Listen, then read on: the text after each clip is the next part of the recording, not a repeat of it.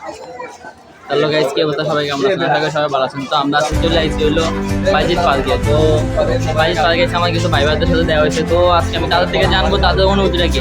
তো তোমার অনুভূতিটা কি? অনুভূতি ভালো হয়, খারাপ না। এখানে মানুষ আছে অনেক, আগের তুলনায় কম, কারণ ঈদের সিজন তো সবাই বাড়িতে গেছে ঘোরার জন্য। এমনি সময় ভিডিও কাটে দিবি।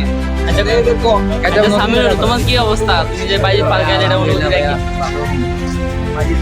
আসছি আজকে মোটামুটি ভালো লাগতেছে।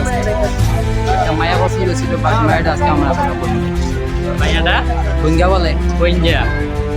আচ্ছা খলিল, তোমার কি অবস্থা? তুমি যে বাইজিৎ পার্কে এলে এটা অনুভূতিটা কি তোমার?